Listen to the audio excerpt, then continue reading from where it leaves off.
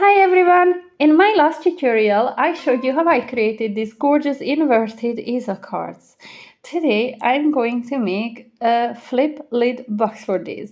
So I already made one for the purple and blue version in here, and I'm going to show you how it looks. You can see there's plenty of room inside the box, so I will be adding tissue paper to fill that space in.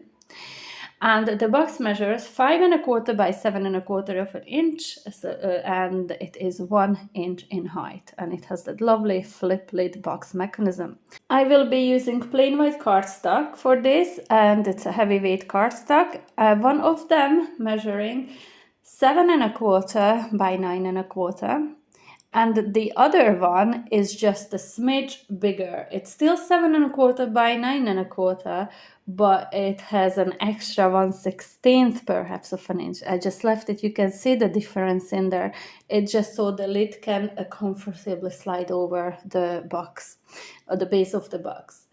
Both of these are scored at 1 inch on all 4 sides, and all I'm doing is folding and burnishing those score lines. And then I will start working on the base of the box, which would be the smaller piece of cardstock. Just making sure I'm lifting the smaller away first.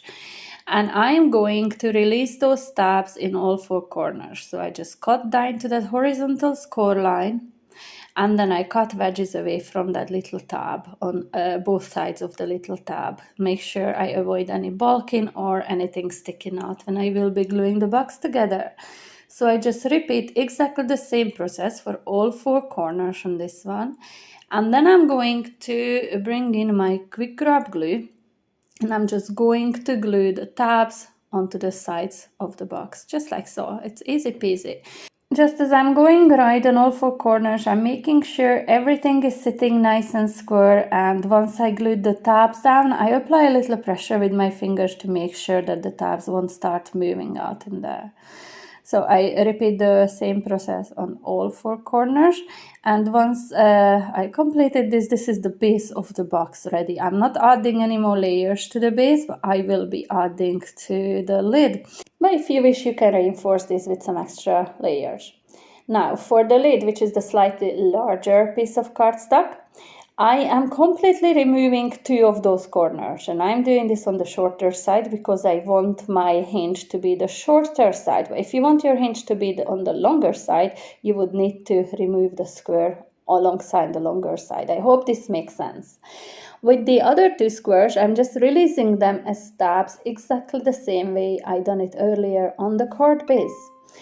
So my first step in here will be to attach the hinge to the card base. I'm adding my quick grab glue in here, and I suggest that you use quick grab glue because this could take forever to dry if I used my collal in here. And I am going to glue it onto the back of my box. It really doesn't matter at this point which one is, but if you decorated your box, make sure this one is going to the back. I'm spreading out the glue, making sure it's nicely burnished on the inside as well. And now I'm going to make sure I fold and burnish the sides down very well, because I want this to be sitting flush against the side of the base of the box. You see the other side where I haven't burnished down? It's sticking away. I don't want that to happen. So I'm making sure I am burnishing that really, really strong and nice. And I will be adding some decorative paper to that to reinforce it too, so it will help with it not sticking out. I hope I'm making sense. So and now as the lid is sitting on the base of the box, I'm closing it off with the little tabs. I like to do this while it's sitting on the base of the box, because this way I can make sure that I get a real nice tight but not too tight fit. So I already created a different size box for a larger card, and I will be sharing it very soon also. Please be sure to check back to see that as well. So I will be using the same colors as I used for the card. So this is a matching box to it. And the orangey colored plain paper is from the Leafy Lace colorful paper pad. And the pattern paper is from the Summer Florals decorative paper pad. So the 4 pieces that will be going on the sides of my box measure 2 pieces 7 by 7/8 of an inch and 2 pieces of 5 inches by 7/8 of an inch. This one for the top, the orangey one underneath the mat measuring 5 by 7 inches, and that decorative paper with the white flowers on top measuring 4 3/4 by 6 3/4 of an inch.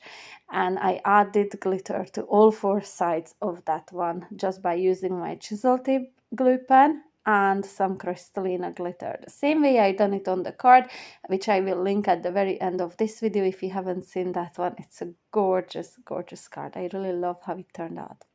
I used my collal glue to add all these layers to add some strength to my box, and this is the flip lid box ready, and this is a 5 by 7 inch version, and the box itself measures 5 1/4 by 7 1/4 of an inch, so a 5 by 7 inch card comfortably fits in it, and it is 1 inch in depth, so you can add lots of dimension to these cards to fit in this box. So these are the 2 ready. I really hope you enjoyed this very quick tutorial. And if you did, please do not forget to subscribe to my channel if you haven't yet done so. Hit the notification bell and leave me a comment below. I really hope to see you soon back with another lovely tutorial. Until then, bye!